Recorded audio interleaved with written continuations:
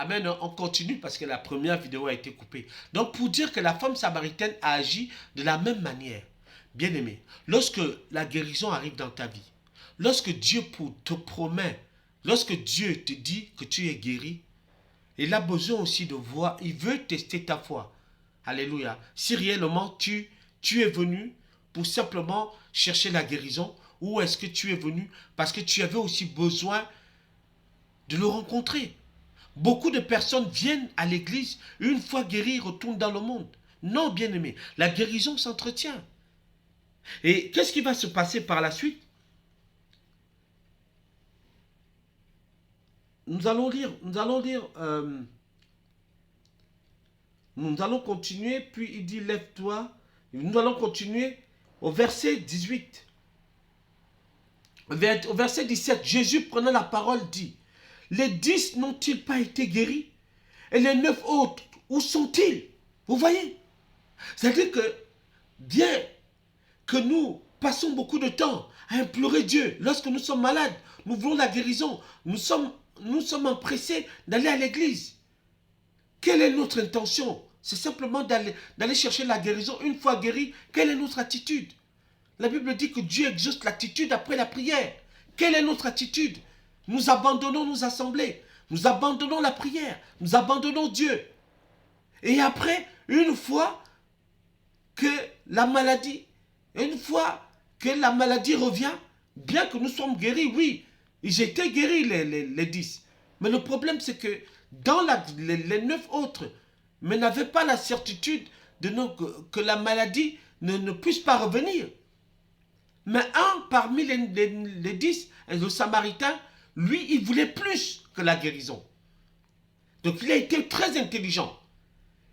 Il voulait montrer à Dieu que certes, dans ma souffrance, dans ma maladie, j'avais aussi besoin de te connaître. J'avais aussi besoin que tu fortifies ma foi. Parce qu'une fois guéri, je voulais demeurer dans ta présence. Je voulais demeurer avec toi. Je voulais que tu demeures en moi. Je voulais que cette guérison ne soit pas seulement vaine, mais qu'elle soit définitive. Mais qu'au-delà de la guérison, je voulais obtenir la vie éternelle. Et c'est ce qui va se passer.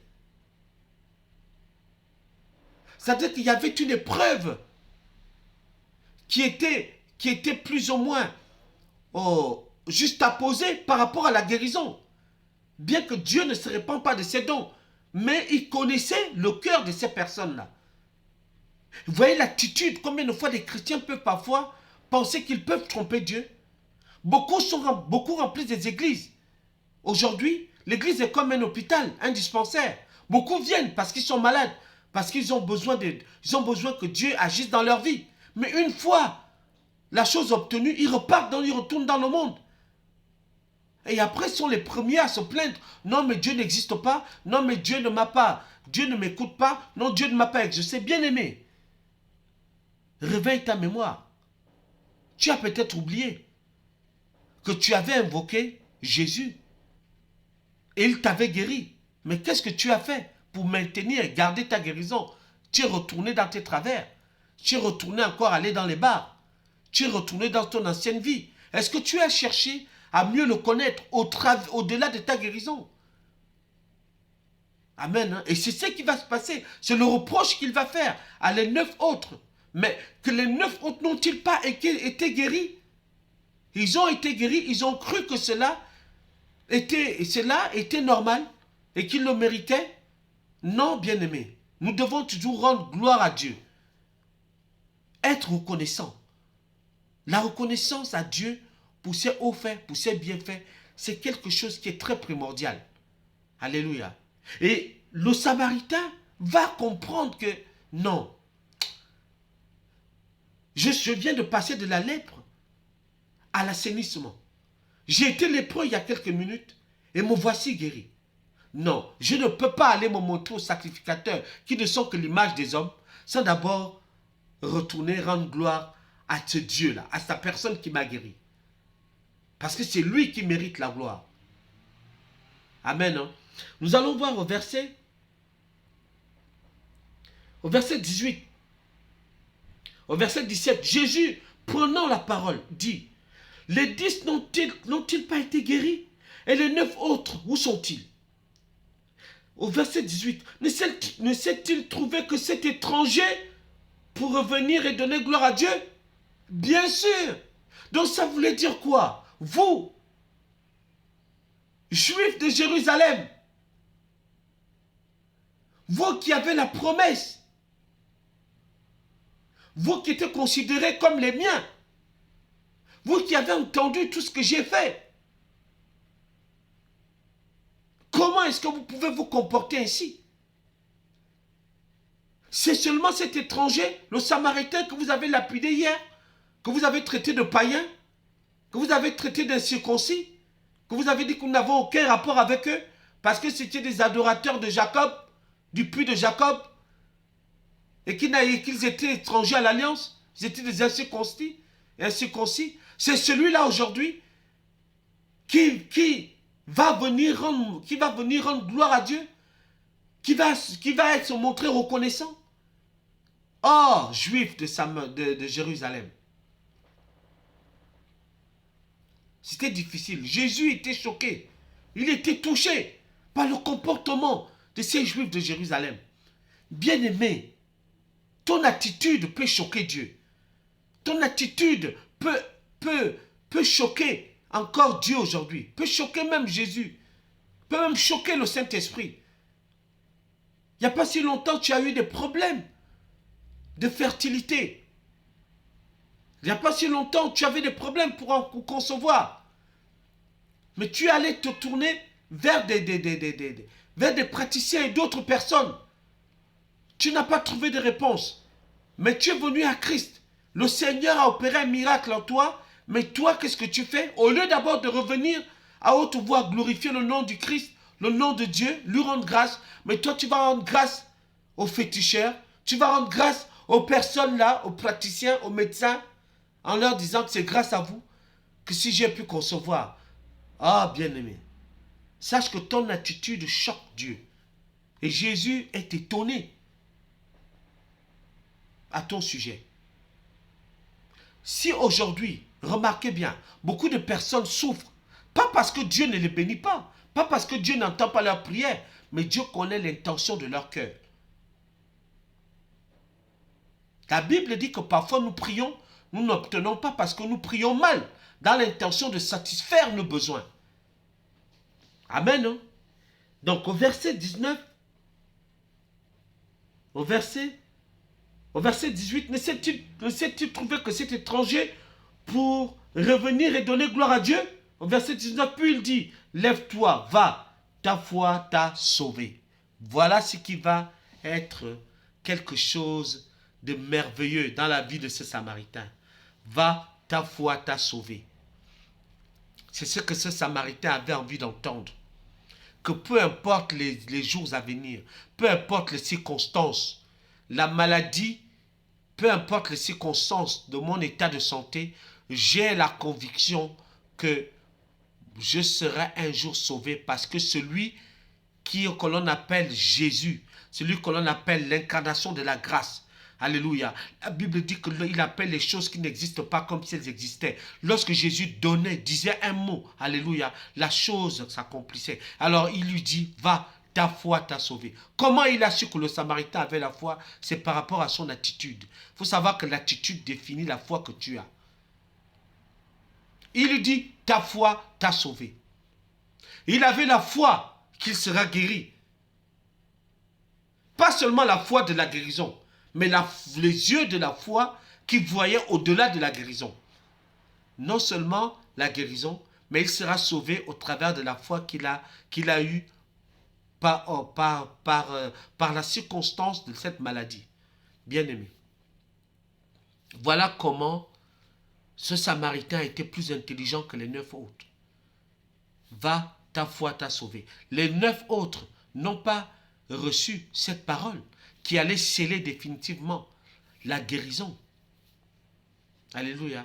Ils sont partis. Ils n'ont même pas eu le réflexe de se dire que mince, la personne de Jésus qui nous a guéris, retournons le voir. Et disons, retournons à ses pieds. Allons-y nous humilier et lui dire merci. Non, Ils sont partis comme si cela était normal. Et beaucoup aujourd'hui sont à l'image de ces 9 autres lépreux. Dieu te guérit aujourd'hui, tu abandonnes la foi. Et beaucoup sont comme ça. Dieu t'accorde un don de chanter ou d'avoir la parole de connaissance. Et tu deviens maintenant prophète. Et tu commences maintenant à aller prophétiser hors contexte, hors du lieu où il voulait que tu sois. Alléluia. Non, bien-aimé. Nous devons toujours revenir au pied de Jésus-Christ. C'est lui qui nous a donné la guérison. La guérison ne consiste pas seulement au niveau de la maladie. Tu peux aussi recevoir la guérison affective. Parce que tu as des problèmes pour te marier, même pour aimer une personne. Tu as des difficultés. Tu as des problèmes pour garder une relation. Tu peux aussi avoir la guérison dans ton comportement. Parce que tu es hyperactif. Alléluia. Tu es quelqu'un qui t'emporte très vite. La guérison que Jésus apporte, la Bible dit que il nous accorde sa paix. La paix qui surpasse toute intelligence. Ça veut dire que la paix, derrière la paix, il y a aussi, quand la Bible dit qu'il nous accorde la paix, ça veut dire que la paix, derrière cette paix-là, il nous accorde la guérison. Alléluia. La guérison de l'âme. Parce que ton âme est tout le temps agitée. Tu es stressé pour si peu. Alléluia. Peut-être que tu as encore besoin d'être guéri. Peut-être que Dieu t'a guéri il y a déjà là 5 ans, 6 ans. Mais tu ne l'as jamais rendu gloire à haute voix comme ce Samaritain. Alléluia. Bien-aimé, ce matin, c'est ce que je voulais te dire. Cette rencontre prophétique a changé la vie de ce Samaritain. Il pouvait maintenant aller en paix. Parce que sa foi, il a été guéri, mais il va encore recevoir une double portion. Au travers de la guérison, Jésus va lui dire, ta foi t'a sauvé. Il va consolider sa foi au travers de cette parole. Alléluia. Il en avait besoin. Ça veut dire que non seulement la lèpre était un handicap pour lui, mais il avait aussi un autre besoin. Il avait besoin d'être fortifié. Alléluia. Et Jésus avait compris cela. Et il va lui dire, ta foi t'a sauvé. Il avait besoin d'être fortifié. Il avait besoin d'être reconforté. Après tant d'années de souffrance, après tant d'années de maladie. Il avait certainement tout perdu. Mais Jésus va le rassurer en disant que ta foi va t'a sauvé. Pas ta foi te sauvera, mais à l'instant même ta foi t'a sauvé. Alléluia. Oh, je rends grâce à Dieu pour ce Samaritain qui a eu ce privilège d'entendre ces paroles. Amen. Peut-être que toi aussi, dans ta situation ce matin, tu as envie d'entendre Christ te dire, ta foi t'a sauvé. Mais quelle est ton attitude? Quelle est ton attitude aujourd'hui vis-à-vis de sa parole, vis-à-vis de lui? Quelle est ton attitude, bien-aimé? Je vais ouvrir une parenthèse. Parfois, nous pensons que nous pouvons tromper Dieu. Non, nous ne pouvons pas tromper Dieu. Ce n'est pas possible. Alors, nous allons voir. Nous allons lire un verset où Dieu va attirer notre attention. Alléluia. Sur une forme d'attitude qu'il y a souvent dans nos assemblées. Vous pouvez voir des gens qui viennent dans nos assemblées, qui crient, qui gémissent parce qu'ils sont dans la souffrance, ils sont dans la douleur, ils sont dans la maladie. Mais Dieu qui connaît l'intention du cœur de tout un chacun, il va révéler cela à Ézéchiel. Lisons Ézéchiel 8, versets 12 à 15. Ézéchiel 8, 12 à 15. Alléluia. Prends ta Bible, ouvre Ézéchiel 8, 12 à 15. Ézéchiel 8, 12 à 15. Je lis la parole de Dieu pour aller vite. Et il me dit, fils de l'homme, vois-tu ce qu'au fond, dans les ténèbres Vois-tu ce que font dans les ténèbres les anciens de la maison d'Israël, chacun dans sa chambre, pleine de figures, car ils disent l'Éternel ne nous voit pas. L'Éternel a abandonné le pays. Au verset 13, il me dit, tu verras encore d'autres grandes abominations qu'ils commettent. Et il me conduisit à l'entrée de la porte de la maison de l'Éternel du côté du septentrion. Et voici, il y avait là des femmes assises qui pleuraient Tammuz. Au verset 14, au verset 14, il est écrit, et il me conduisit à l'entrée de la porte de la maison de l'Éternel du côté du septentrion. Et voici, il y avait là des femmes assises qui pleuraient Tammuz. Des femmes assises qui pleuraient Tammuz. Ces femmes étaient certainement aussi dans la souffrance, dans la maladie. Alléluia. Dans la maladie, dans la souffrance. Au lieu de venir à Dieu avec un cœur sincère. Mais elles viennent, elles pleurent. Elles pleurent, oui, pas toutes, mais elles pleurent avec des larmes, mais vraiment des chaudes larmes qui coulent.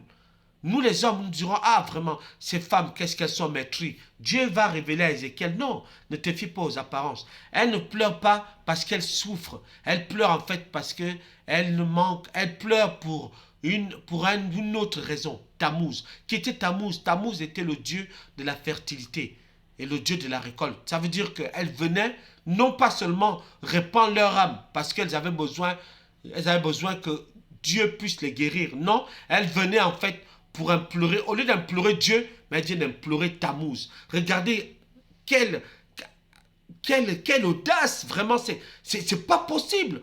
Jusque dans la présence de Dieu, ces femmes étaient assises dans l'église, dans l'assemblée. Et Dieu va ouvrir les yeux d'Ézéchiel pour comprendre que non, ne te fie pas. Ces femmes-là, tu les vois pleurer, mais ne pleure pas. Le Dieu d'Israël, non, c'est Tammuz. C'est Tammuz qu'elles viennent implorer dans ma présence. Le Dieu de la récolte, la fertilité. Vous voyez combien de fois le cœur de l'homme peut être trompeur. Bien aimé, on ne trompe pas Dieu. J'ai ouvert cette parenthèse-là pour attirer notre attention. Lorsque nous venons dans la présence de Dieu, venons avec un cœur sincère. Ne soyons pas comme les 9 autres lépreux qui sont venus à Christ une fois guéris. Ils avaient seulement besoin de la guérison, mais ils n'avaient pas besoin de Christ. Mais Christ, qui est Dieu, plein de compassion et amour, va leur accorder la guérison. Mais qu'est-ce qui va se passer par la suite? La Bible dit qu'après on n'entend plus parler d'eux. Amen. Hein? C'est vraiment très important, bien-aimé, de comprendre cela aujourd'hui. C'est vraiment très important de comprendre cela aujourd'hui. Que notre Dieu n'a pas changé. Amen. Notre Dieu n'a pas changé.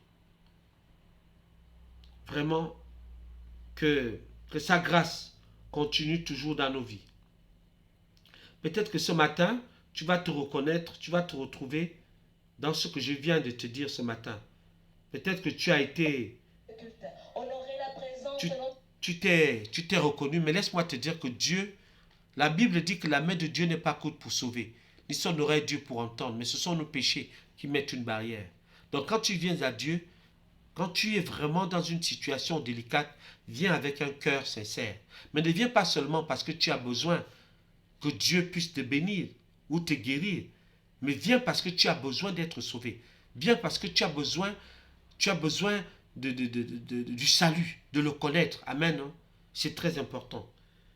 Notre Dieu est puissant. Amen. Hein? Notre Dieu est puissant. Il n'a pas changé.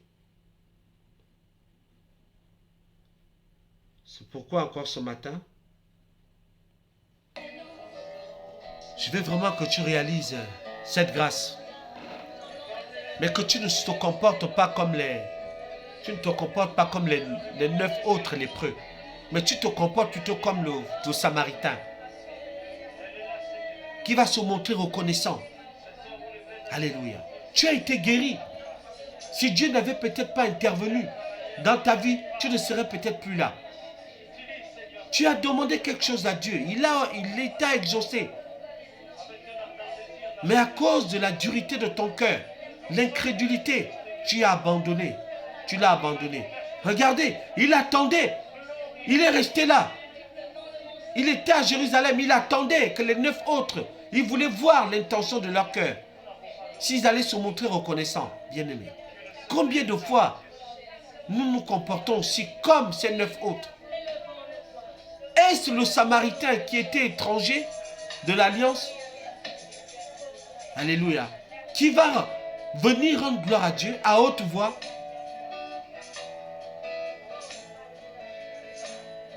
Bien-aimé.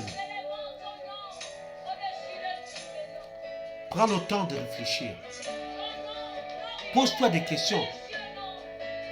Dans ta maladie, dans ta souffrance, est-ce que tu es vraiment prêt ou prête à te rendre gloire à Dieu?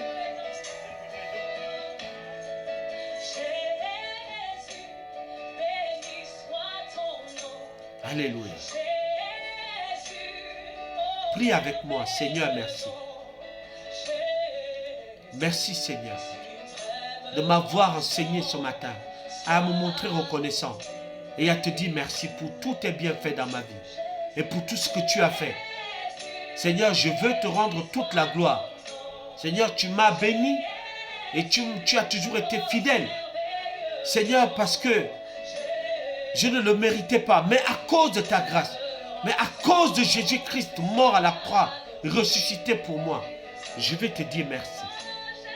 Seigneur, je ne méritais rien, mais par ta grâce, ce matin, je réalise combien ton amour est puissant et grand dans ma vie. Laisse-moi t'honorer, laisse-moi tomber à tes pieds. Oh souverain Seigneur. Seigneur, viens me libérer de toute ingratitude à ton égard. Mon manque de reconnaissance m'a conduit à m'éloigner de toi. Je te prie, Seigneur Dieu, afin que mon cœur s'humilie davantage à tes pieds. Seigneur, je veux tout te donner. Je veux demeurer dans ta présence, tel un fils, ô Dieu Tout-Puissant. Si je me suis éloigné de toi, Seigneur, d'une quelconque manière, pardonne-nous. Seigneur, si nous nous sommes éloignés de toi, pardonne-nous. Seigneur, nous voulons simplement être comme le Samaritain, à tes pieds, Père. Reconnaître que tu nous as sauvés, tu nous as guéris, tu as transformé nos cœurs. Oh, nous te prions, nous invoquons ton nom, le Dieu de la grâce. Seigneur, merci pour tes bienfaits. Toi qui es Dieu qui ne change pas. Et toi qui t'es retrouvé à Jérusalem, oh Dieu d'Israël. La Bible dit que tu es fidèle malgré nos imperfections. Seigneur, souviens-toi de mon frère et de ma soeur. Et pardonne pour des fois où il n'a pas été reconnaissant. Il ne s'est pas montré reconnaissant envers toi. Oh Dieu, aie pitié de nous. Tu es Dieu, merci Seigneur. Alléluia.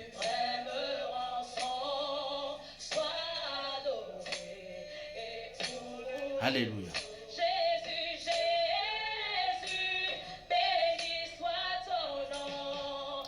Alléluia. Jésus. Oh, Korabo Sata. Nikondorobo Sefa. Seigneur, sois béni. Alléluia.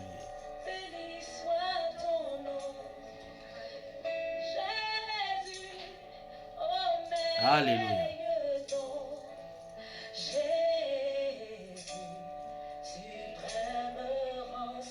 Alléluia. Merci Seigneur.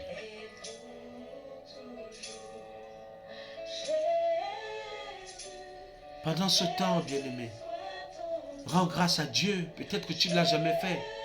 Parce que peut-être que tu as cru que même malgré la guérison que tu as eue, tu as cru que ce sont les médecins qui te l'ont accordé. Non, Dieu a utilisé les hommes pour te guérir. Mais rends-lui gloire en premier. Alléluia. Rends-lui gloire en premier. Rends-lui gloire en premier. Alléluia. Il mérite la gloire. C'est lui ton sauveur. C'est lui ton Seigneur. Il mérite la gloire. Alléluia. Peut-être que tu l'as tourné le dos après avoir été béni, guéri. Aujourd'hui, tu as abandonné le chemin de l'église, le chemin de l'adoration. Tu t'es plus accroché maintenant à la bénédiction qu'à celui qui t'a béni. Oh, notre Dieu est puissant. Il est tellement puissant. Cette rencontre prophétique, il veut aussi la faire avec toi. Il veut changer ta vie. Alléluia.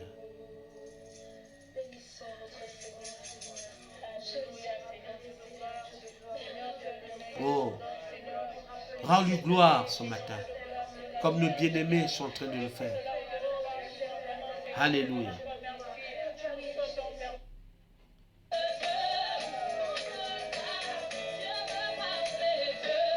Alléluia.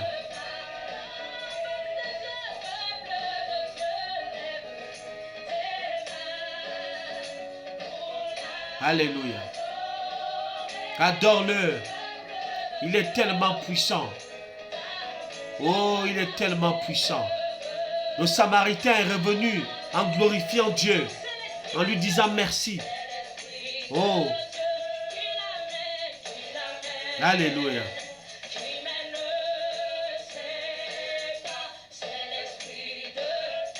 Oh, alléluia.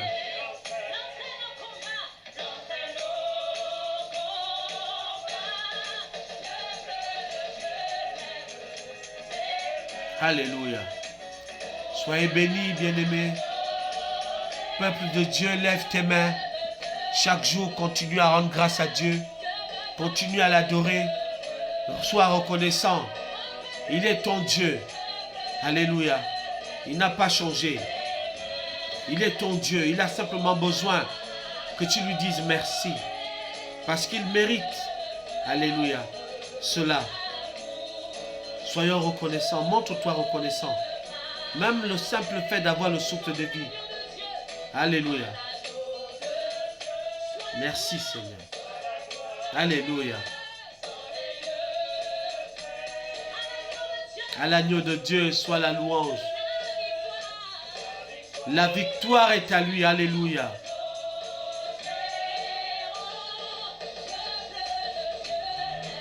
Lève tes mains. Continue toujours à lever les mains chaque jour en disant merci. C'est un signe de reconnaissance. Seigneur, c'est toi et toi seul que je rends la gloire. Comme le Samaritain. Je te rends la gloire. Je te rends la gloire. Je te rends la gloire, Seigneur. Merci, Seigneur. Oh. Avec Dieu, pas besoin de beaucoup philosopher. Dire simplement merci. Oh, alléluia.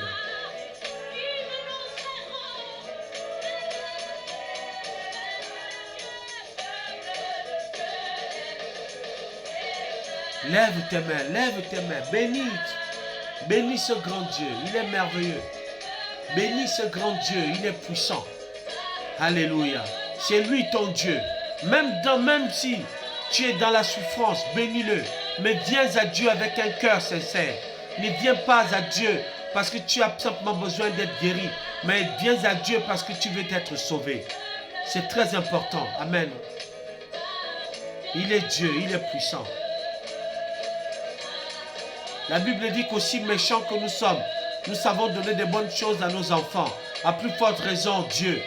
Alléluia. Oh, il est merveilleux. C'est notre Père. C'est notre Père. Alléluia. Oh, soyez bénis. Alléluia.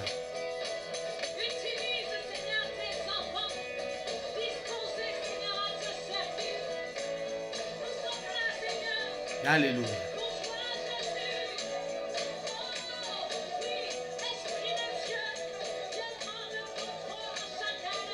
Alléluia.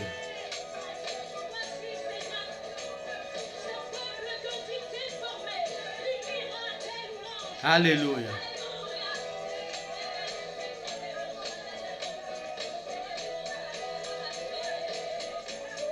Soyez bénis. Soyez bénis, vraiment, soyez bénis. Soyez reconnaissants à ce Dieu. La Bible dit que si tu es fidèle à des petites choses, il te donnera les grandes. C'est aussi ça, ce que Dieu veut voir. La fidélité dans les petites choses. Alléluia.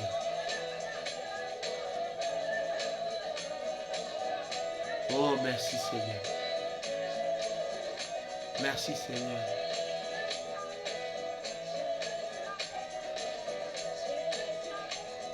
Merci Seigneur. Alléluia. Soyez bénis. Encore vraiment passez une bonne journée. Que le Seigneur continue toujours avec nous. Encourageons-nous les uns les autres. Soyons fidèles. Restons attachés à Jésus et non à la bénédiction. Amen. Que l'Éternel soit toujours notre partage. Il est Dieu. À l'agneau de Dieu. Alléluia. Merci Seigneur.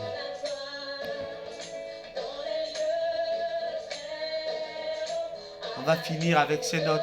À l'agneau de Dieu, la victoire. Alléluia. Toujours. Alléluia. La victoire est à notre Dieu. Oh. Merci Seigneur. Soyez bénis. Là où vous êtes, soyez bénis. Que la grâce et la faveur de Dieu demeurent dans nos cœurs et nos vies. Merci Seigneur. Alléluia. Merci Seigneur. Passez une agréable journée. Que Dieu vous bénisse. Amen. Que rien n'empêche Dieu de parler à travers nous.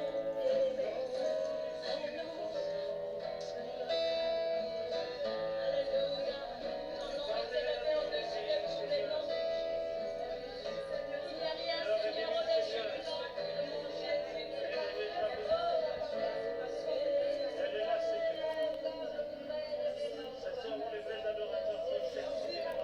Soyez bénis.